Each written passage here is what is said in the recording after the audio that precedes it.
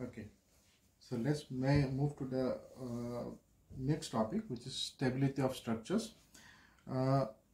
बहुत सारे सिचुएशन में ऐसा होता है कि आपका स्ट्रक्चर डिटर्मिनेंट इनडिटर्मिनेंट से पहले भी अगर स्टेबल नहीं है तो हम लोग उसको एनालाइज नहीं करते।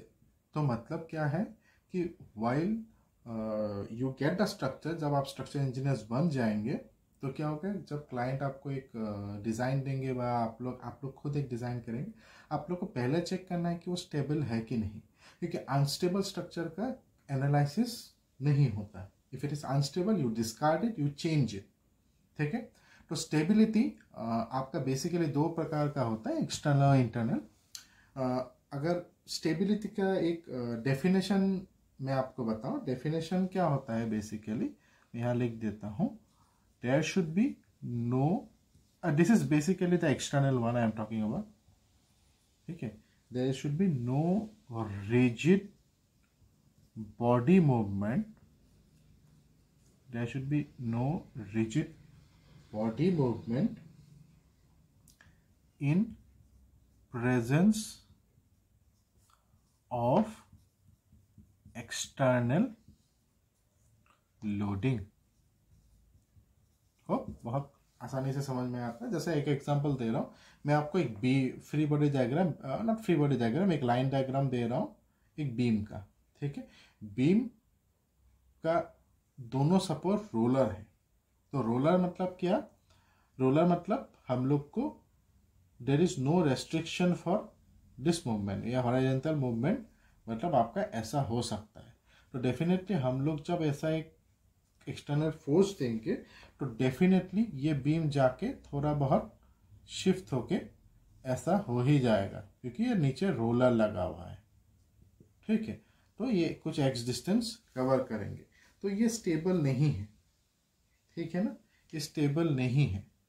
सो this kind of structures we do not analyse. तो कोई भी रिजिड बॉडी मूवमेंट, ये तो रिजिड बॉडी मूवमेंट, ये पूरा मूवमेंट ही हो रहा है, तो we do not mind. But ये तो थोड़ा मतलब क्लियर कॉमन सेंस से हो गया, but will be dealing with more like more conceptual one. Conceptual क्या होता है मैं आपको बता देता हूं। तो आपको बस याद रखना है दो चीजें, मैंने ये नोट्स में भी देख रहा है। A structure will be very very important, these things बहुत जगह पूछा जाता है। will be unstable, एक स्ट्रक्चर अनस्टेबल होगा if ये 2D के लिए है, if reactions are concurrent। I hope concurrent मतलब आप लोग को डेफिनेटली समझ में आता है, और पैरेलल। ये 2D स्ट्रक्चर के लिए है। ठीक है, और 3D स्ट्रक्चर के लिए क्या, 3D स्ट्रक्चर के लिए रिएक्शंस आर पैरेलल और कोप्लेनर, मतलब सेम प्लेन में आपका रिएक्शंस नहीं होना चाहिए अगर 3D स्ट्रक्चर। जैसे मैं एग्जांपल दे रहा हूं, कॉन्करेंट मतलब आपका reactions it should not meet at a common point. ठीक है, मैं एग्जांपल दे रहा हूं, पहला वाला एग्जांपल देखिए थोड़ा, ये वाला। तो इसमें क्या होगा, अगर आप रिएक्शंस ड्रॉ करेंगे, रिएक्शंस क्या था, जो भी आपका लॉन्गर सरफेस है उसमें आपका जो परपेंडिकुलर जाएगा वही रिएक्शन है। रिएक्शन आप ऐसे ड्रॉ नहीं करेंगे, क्योंकि ये लॉन्गर सरफेस है उसका परपेंडिकुलर, डेफिनेटली ये आपका रिएक्शन होगा। क्योंकि ये रोलर है तो एक ही रिएक्शन होगा, वर्टिकल मूवमेंट नहीं है। ठीक है, तो इसको अगर एक्सटेंड करेंगे हम लोग को, देखिएगा ये example most of the books में है, ऐसे इसको मीट करेंगे, ये हो गया आपका कॉन्करेंट। तो कॉन्करेंट अगर है, रिएक्शंस कॉन्करेंट नहीं होना चाहिए। अगर कॉन्करेंट हो गया, इफ रिएक्शन आर कॉन्करेंट, तो डेफिनेटली इज अनस्टेबल। तो इन दिस सिचुएशन क्या हो गया हम लोग का, ये अनस्टेबल हो गया। ठीक है, इस पे जाते हैं। थोड़ा ये इग्नोर कीजिएगा।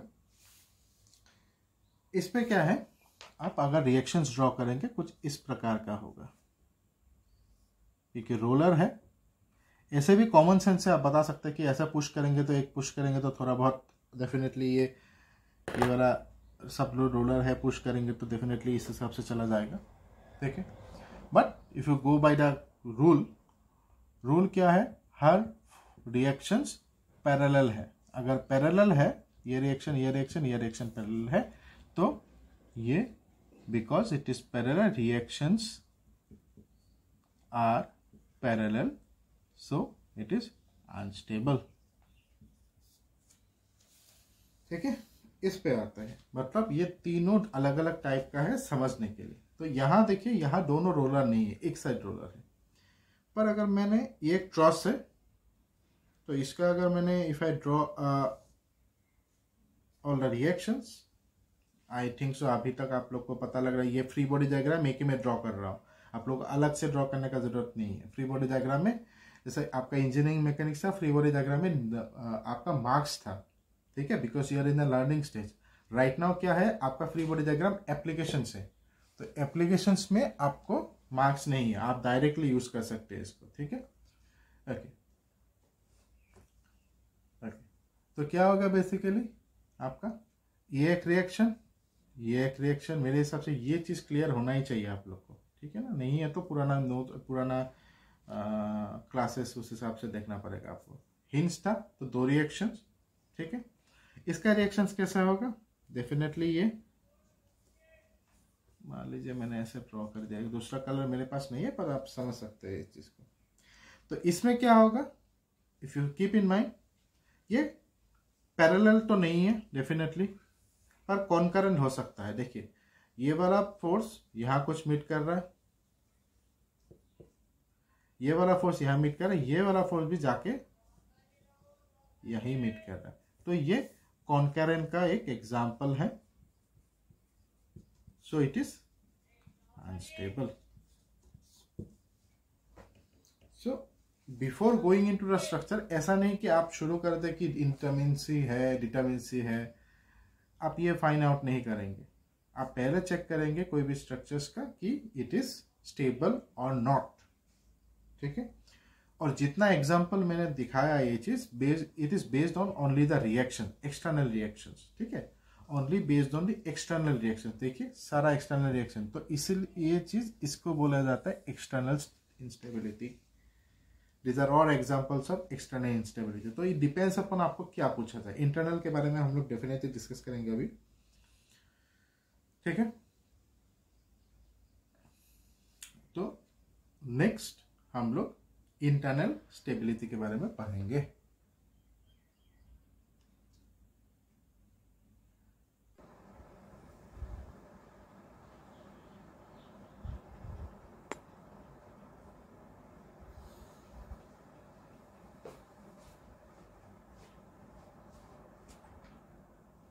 Okay, so basically what we are dealing with,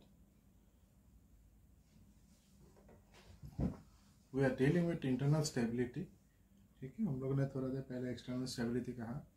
external stability क्या था, एक्सटर्नल स्टेबिलिटी क्या है कि if there is no rigid body movement due to any external force, then we call it generally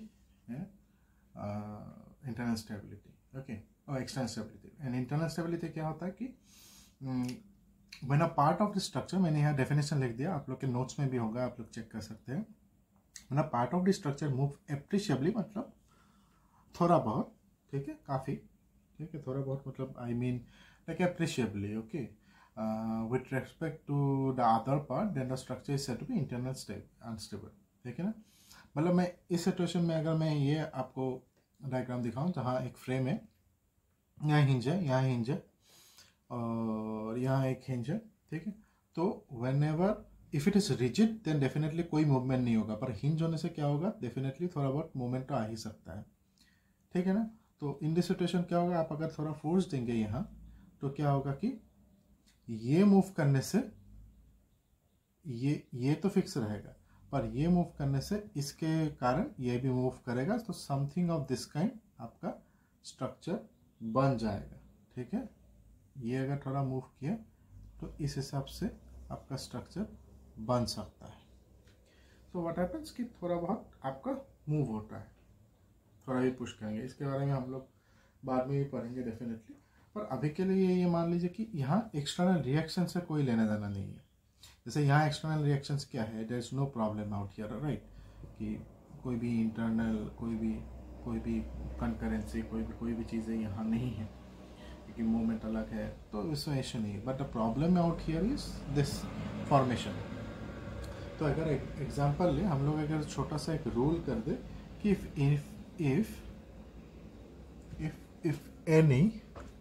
if in any structure, ठीक है, 3 hinge, मैं 3 को ऐसे लिख रहा हूँ, आप लोग बहुत किताबों में ऐसे भी देख सकते हैं, किताबों में मिलेगा 3 hinges are in continuation. 3 hinges are in continuation.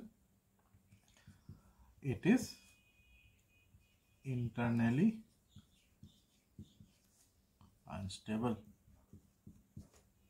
ठीक है, मतलब ये सिचुएशन अगर देखें, यहाँ देखिए, अगर 3 हिंज, कोई भी 3 हिंज आपका कंटिन्यूअस में है, तो ये एक अनस्टेबल स्ट्रक्चर होगा, इरेस्पेक्टिव ऑफ आपका क्या डिटरमिनेंसी है, इंडिटरमिनेंसी, जो भी what ever the value is, redundancy का कोई भी वैल्यू हो, 1 2 3 जो भी हो, पर ये अनस्टेबल स्ट्रक्चर ही कहलाएगा, और to be specific internally unstable कहलाएगा। ठीक है, internally unstable that you don't have to see the reactions में, इंटरनल अनस्टेबिलिटी में you don't have to see the reactions, you just have to see the formation. तो in this situation क्या होगा, आपका जब कोई लोड आएगा, डेफिनेटली आपका उस हिसाब से कुछ एक मैकेनिज्म बन जाएगा, मतलब ये थोड़ा ऐसे या ऊपर ऐसे करके बनाएगा। तो आपको बेसिकली क्या चेक करना है कि 3 हिंज तो फॉर्मेशन नहीं है, इतना ही देखना है। ठीक है।